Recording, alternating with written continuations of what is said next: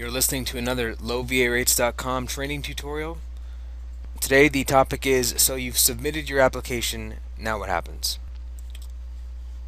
Once you've agreed to the terms and conditions of a potential refinance and you've submitted your application, oftentimes borrowers feel as if they're sort of home free, and yet I would say that more often than not, where they start to feel anxious is when time goes by and their loan officer is not able to get in touch with them or provide a clear idea as to what is happening, or what are the moving parts in the process that are necessary to get that loan closed. So this training tutorial is going to be a visual representation of what exactly happens. So here we have a series of regular veteran borrowers.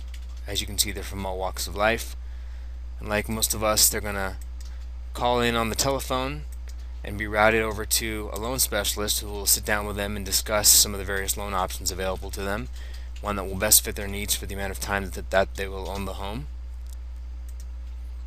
Once they come to an agreement, they sign an application, and that application is then sent to processing.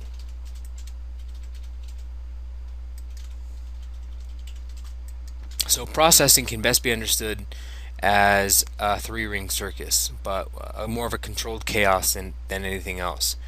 We have a team of people here at Flagship where you take your file and really move it through the necessary steps to get it approved with a number of different parties per federal and state guidelines and VA guidelines, and making sure that it closes. So some of the things that we're going to need include your certificate of eligibility. We're going to verify and update your insurance. We're going to order title. We're going to pull a VA case number, check and see if you've got VA disability and if it's a service-connected disability. We're going to verify your mortgage rating, which is another way of saying that we're going to see if you've got any 30-day late payments on your mortgage within the last 12 months. And mostly we're going to ensure that all initial disclosures and paperwork are in before the loan is sent to underwriting.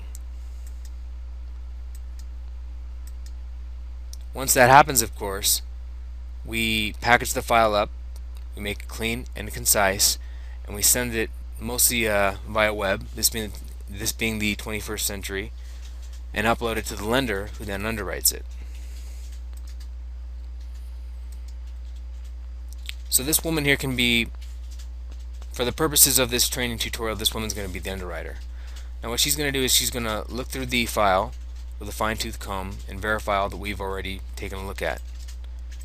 She's going to verify to see that the loan is compliant with the VA guidelines that are necessary to be in place in order for the loan to be guaranteed. She's going to make sure that the loan is compliant with the lender's guidelines, which at sometimes can actually differ from the requirements of the VA. The VA, for example, never requires an appraisal or a particular credit score to do a loan, but since the VA only guarantees benefit on these loans in the event of loss or foreclosure, as far as a certain percentage of that loan, if it's in a high-cost area like California, Florida, Nevada, Arizona, all places that have seen significant drops in value, the bank is probably going to have more strict guidelines. And lastly, the file has to be compliant with RESPA, the Real Estate Settlement Procedures Act, as outlined under the Department of Housing and Urban Development. Once all those things are done, final docs are ready. The docs will go to the title company. They're reviewed for accuracy, and we can set up a closing. I'll touch more on that in the next video, where I'll talk about not only the closing process, but how to actually read a HUD-1 settlement statement, and give you guys a quick recap of some of the more important closing disclosures that you'll see when you close. My name is James Sheargill, Senior Government Loan Specialist with lowvarates.com, and thank you for your time.